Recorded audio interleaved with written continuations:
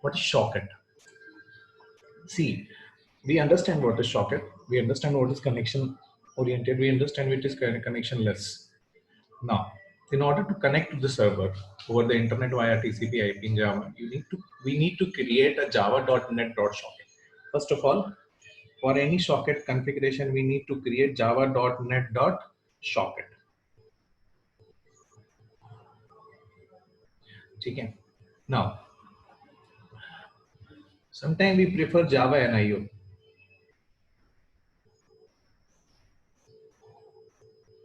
Sometimes we prefer Java NIO. Now, how we create a socket? The port example to connect with the server is the with IP address. IP address is like 78.46.84.171. The IP address example here given is like this, and it is on port 80. We understand? Yeah, HTTP works on the port 80 now. That server happens to be my web server, www.gencove.com. Now, actually, www.gencove.com is this numerical value 78.4684.171, and port 80 is the web server's port. Okay. See how we create how we create new sockets. We just create new socket by creating socket. Then we go for this class socket. We take a new object from a constructor socket. Capital S is a class, and this is constructor, and we are passing an argument 78.46.84.171. Okay. Now you can also use a domain name instead of IP address. We can also know a domain name. See, we have discussed that 78.46.84.171 is a number which is representing sockets. Okay. Now let's see how the sockets work. Actually, the sockets work like this. Socket is equal to new socket. It is like gencove.com.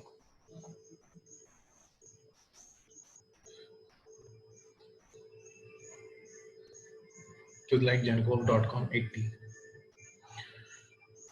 Now we understand that. It is for the creating a socket.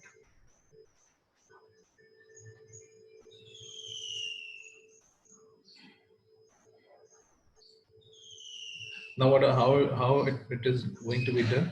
Let's writing a socket.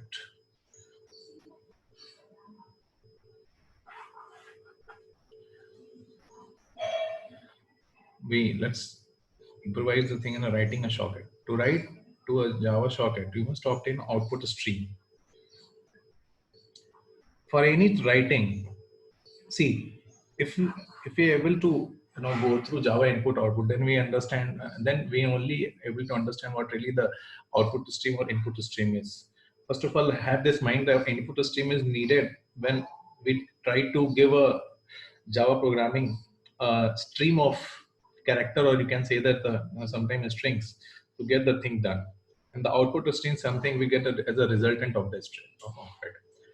Here, print.ln, print.ln or out.write is something like, this is the output streams, and for the input stream also we have those types of we have a commands. Here in the programming for the output stream, we just take a class socket. We create a with the help of that constructor socket. This is the socket class, and this is a constructor. This is a socket class. This is a socket class name. This is the object socket, and this is a socket class from socket constructor class constructor. We are passing this value, this number, IP address number, and port number. And output stream is like this: out.write some data dot get bytes. Okay.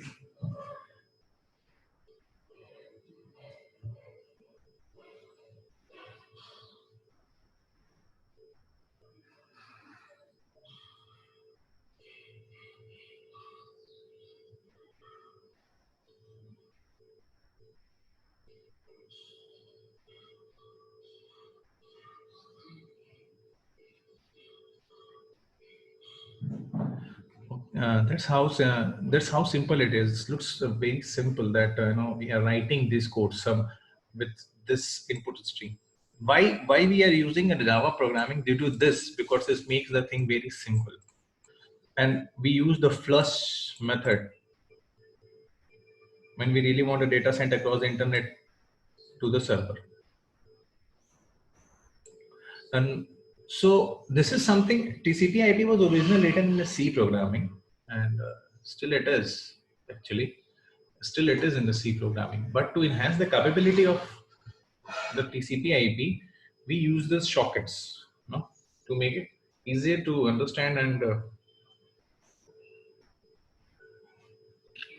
make it easier to understand and rule.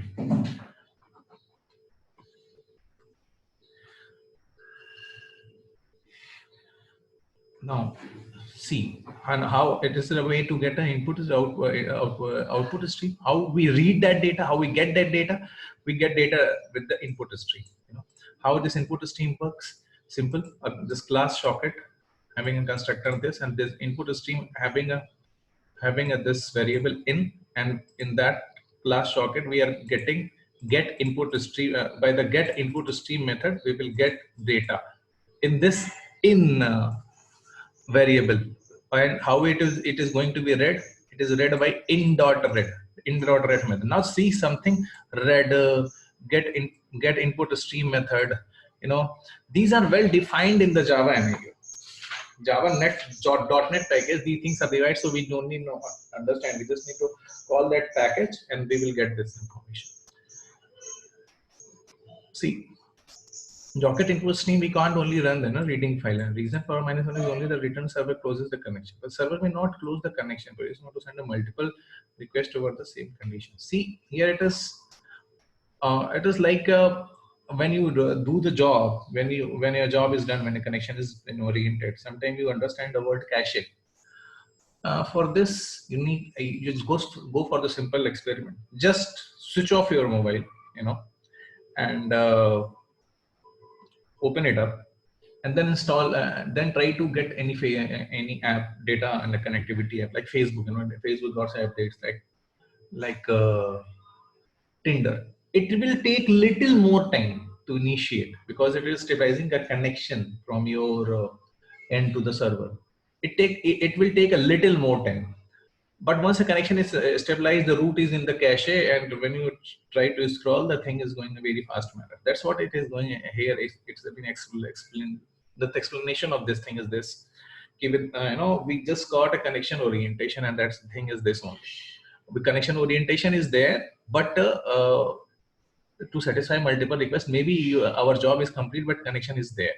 How we close a socket? Once we start a socket, once we now we have input and output, we should also understand how to close. This is as simple as that. Socket.close. So in this style, we understand to create a socket, we need a socket class, and we pass the value as IP address and the port number as a parameter. And then how we write? We write through output stream. We write through output stream, and it is as to this output stream class. Then we read the data. How we're going to read this? How we're going to read this? It's like this. This from this method. How we'll close the socket? It will like this. Close sockets. It is this. So this is the style to read, to write, and to close the socket connection. Now let's move. It was the introduction of the Java networking socket. Let's move for the Java networking server socket.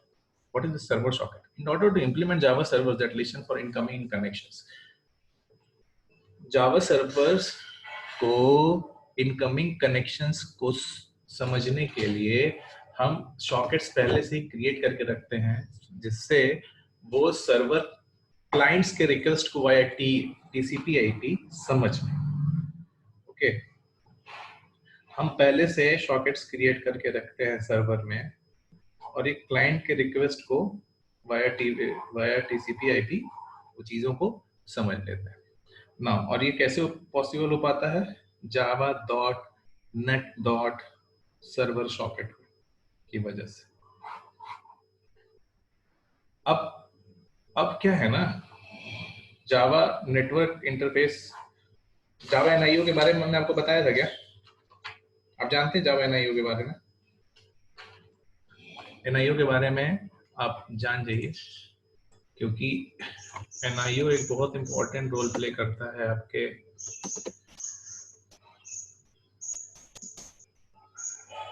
Java NIO जो है, it is the alternative of input output API for the Java, meaning alternative to standard Java input output and Java networking API. Java NIO offers a different way to working with IP. ये advance है थोड़ा सा input output और जावा networking से। इसमें channel और buffering होती है, ब्लॉकिंग होता है, सेलेक्टर्स होता है। Okay, basically network input output इसका फुल फॉर्म है, लेकिन छोड़िए उतना ध्यान से देते नहीं, क्योंकि इसमें क्या होता है कि जो आजकल अब मॉडर्न जमाने में देखते हैं कि चैनल क्रिएट किया जाता है, फिर बफर्स आते हैं, फिर उसमें सेलेक्टर्स बनाए जाते हैं, उसके लिए फाइल चैनल किया जाता है, फिर डेटाग्राम, फिर सॉकेट चैनल, फिर सर्वर साइड। जो आप कंप्यूटर नेटवर्क से पढ़ रहे हैं थ्योरेटिकली, वो इसका प्रोग्रामिंग डोमेन है, और चैनल पे यूडीपी और टीसीपी दोनों चलता है, तो वो नए पे काम करता है। और इसके थ्रू कैसे काम होता है, byte buffer, character buffer, double buffer, float buffer, int buffer, long buffer, short buffer. जो बफरिंग भी होती है वो according to the data type होती है, जो एनआईओ में डिफाइंड होता है। फिर आप उसको सेलेक्टर्स के थ्रू सेलेक्ट करते हैं, थ्रेड जनरेट करते हैं, सेलेक्टर के थ्रू डिफरेंट डिफरेंट चैनल्स होते हैं, उन चैनल्स पे आप बात को आगे आप सिलेक्शन करते हैं। तो ये थोड़ा सा समझाने के लिए बस मैंने आपको दे दिया कि मेन डिफरेंस क्या है, कि इनपुट आउटपुट जो पुराना था उसमें स्ट्रीम ओरिएंटेशन होता था, ब्लॉकिंग होती थी इनपुट आउटपुट की। एनआईओ में बफरिंग होना शुरू हो गया, तो वो जो आप कहते हैं ना बफर हो रहा है, तो वो जो है वो पॉसिबिलिटी एनआईओ से वजह से पॉसिबल हो पाया। और ये क्वेश्चन कभी कभी आता है टेक्निकल इंटरव्यूज में कि स्ट्रीम ओरिएंटेशन और बफर ओरिएंटेशन में क्या फर्क है, और ब्लॉकिंग और नॉन ब्लॉकिंग ऑफ आईओ क्या होता है।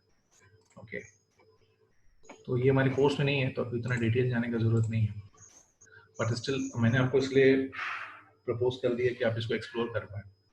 नाउ जावा नेटवर्किंग सॉकेट्स क्या है कि भाई हमको सॉकेट्स में क्लाइंट की रिक्वेस्ट लेनी है, तो जावा सर्वर सॉकेट से हैंडल चलेगा कैसे? जावा .NET सर्वर सॉकेट चलना है तो कैसे चलेगा?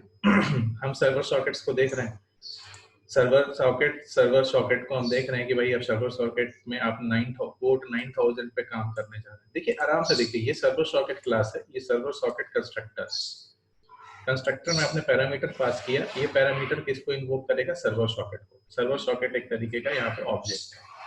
अब ये जो सर्वर सॉकेट है, आप देखो कहीं भी अब फंक्शनिंग जो मेथड कनेक्शन होगा इसी से होगा, स्मॉल सर्वर सॉकेट से। अब यहाँ पे सर्वर सॉकेट और एक्सेप्ट मेथड क्या करता है, जावा सॉकेट के तरह बिहेव करेगा। तो यहाँ पे देखिए सर्वर सॉकेट लिया आपने, फिर आपने बुलियन लिया, फॉल्स इज स्टॉप, और आपने देखो जो का एक्सेप्टेंस का मेथड लगाया है, वो जो ऑब्जेक्ट आपने क्रिएट किया है ना यहाँ पे सर्वर सॉकेट पे, उसी ऑब्जेक्ट पे एक्सेप्टेंस का मेथड आपने लगाया है। तो ये समझने वाला बात है कि आप उसके बिहेवियर को डिफाइन कर रहे हैं जिस ऑब्जेक्ट को आप बनाए। ना समझिए यहाँ पे देखिए आप कि भाई जावा का मल्टी थ्रेड सर्वर्स कैसे काम आप, और आपको हम बहुत बार डिस्कस कर चुके हैं क्लास में कि सबसे पहले चीज होती है प्रोग्राम, फिर रन स्टेट में आती है प्रोसेस को फिर बहुत सारी चीजों में जोड़ते हैं, इसको कहते हैं थ्रेड लेवल पे इंटरेक्शन होता है नेटवर्किंग में जावा के सॉकेट्स लेयर पे।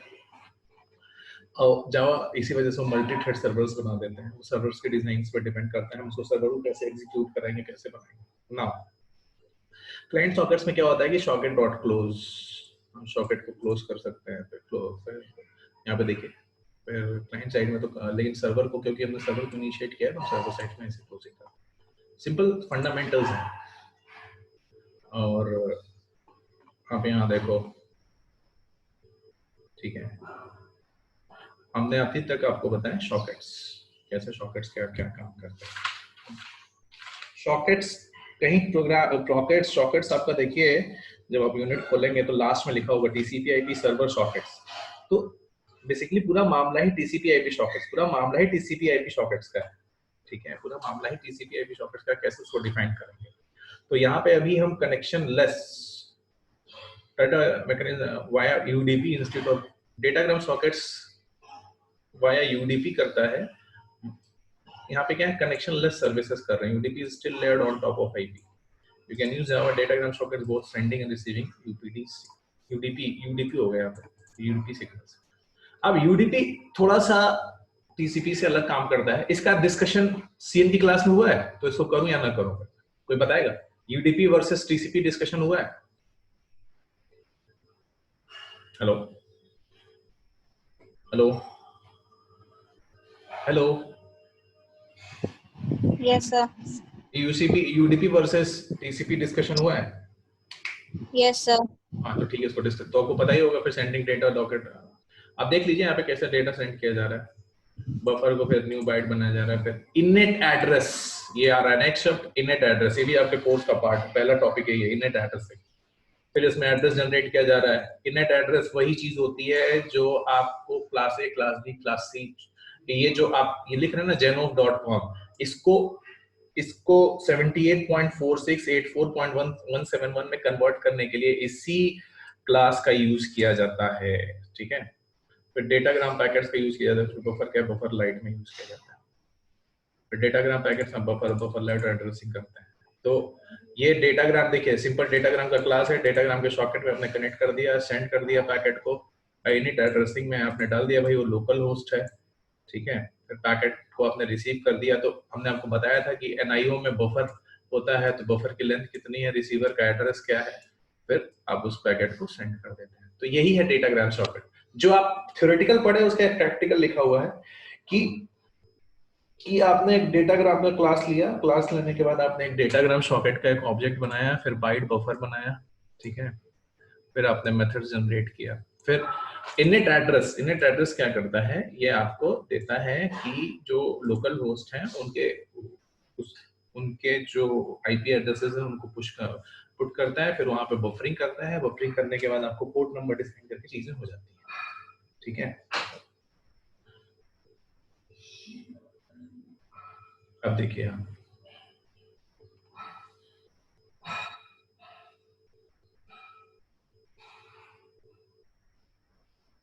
ठीक है, अब आप देखो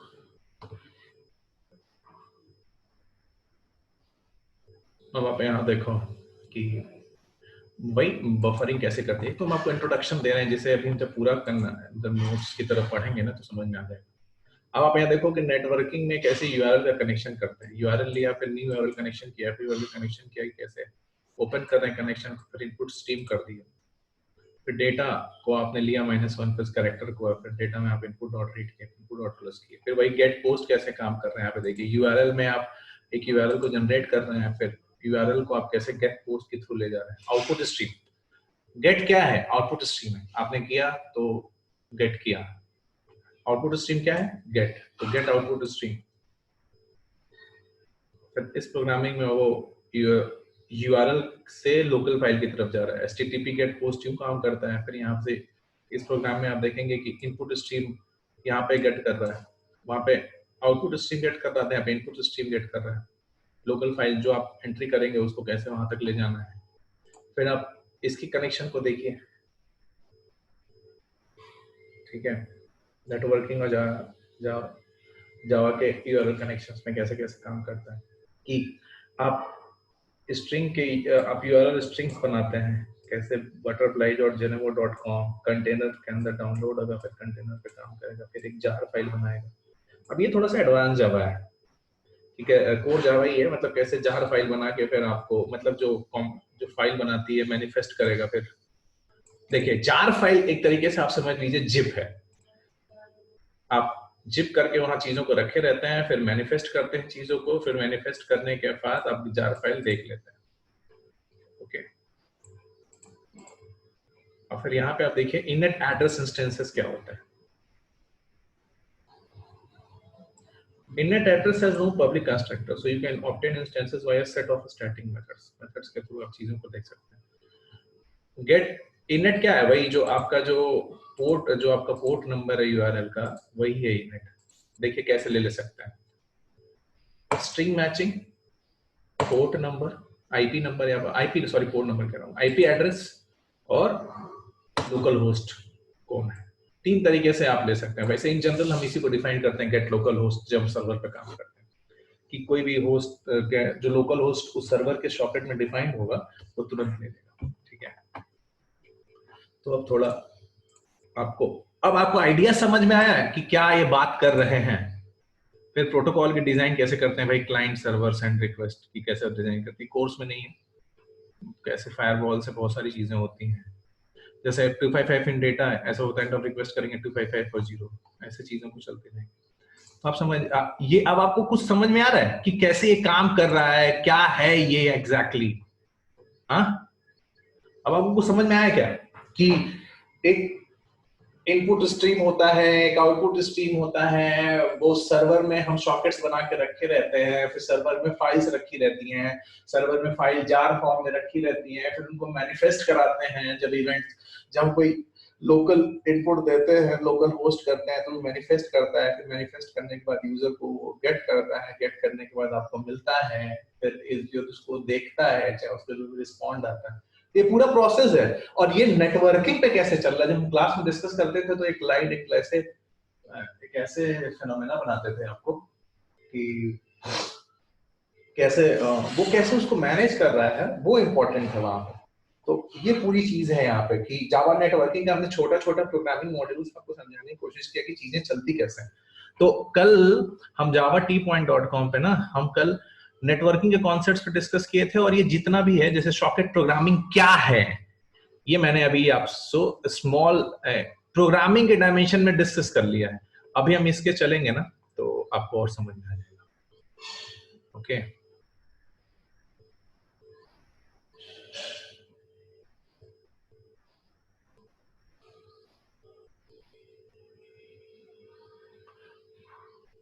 अब वहां पे देखो, यहाँ पे छोटा छोटा डायमेंशन हम लोगों ने बहुत कुछ देख लिया, जावा नेटवर्किंग क्या है, कैसे काम करती है। अब यहाँ पे देखिए है क्या कि भाई Java socket programming is used for the communication between the application running on different JREs। Important part. अब ये इसके एक्सप्लेनेशंस हैं जो छोटे छोटे वहां पे प्रोग्राम दिया ना, उसके एक्सप्लेनेशन यहाँ पे अच्छे से दिया गया। देखिए यही होता है कि आप प्रोग्रामिंग के पहले एसेंस को समझते हैं, फिर एक्सप्लेन करते हैं, एसेंस को समझते हैं, फिर एक्सप्लेन करते हैं, एसेंस को समझते हैं, एक्सप्लेन करते हैं। मैंने आपको प्रोग्रामिंग दिखाया कि कैसे पैकेजेस में क्लास डिफाइंड है, आप उसमें एक नया ऑब्जेक्ट क्रिएट करते हैं, ऑब्जेक्ट करने के बाद आप इनपुट आउटपुट स्ट्रीम्स लेते हैं, आप उसमें बफरिंग करते हैं, चैनलिंग करते हैं। कैसे पॉसिबल हो पाता है कि भाई एक जगह क्लाइंट रखा हुआ है, एक जगह सर्वर रखा हुआ है। क्लाइंट सर्वर साइड में बहुत सारे सॉकेट्स क्रिएट रहते हैं, क्लाइंट में भी लोकल होस्ट की डेफिनेशन, लोकल होस्ट जब क्लाइंट रिक्वेस्ट करता है तो सॉकेट के पास जाता है, वहां पे अंदर फाइल्स रखी होती हैं, जो फाइल्स रखी होती हैं सर्वर पे वो जार फाइल्स होती हैं, फिर अपने आप को मैनिफेस्ट करती हैं, मतलब अपने आप को पहचान कॉम्प्रेस्ड रहती है ना, सर्वर के तो अपने एक स्पेस लिमिटेशन है, फिर मैनिफेस्ट करने के बाद वो आपको मिलती हैं फाइनली। ओके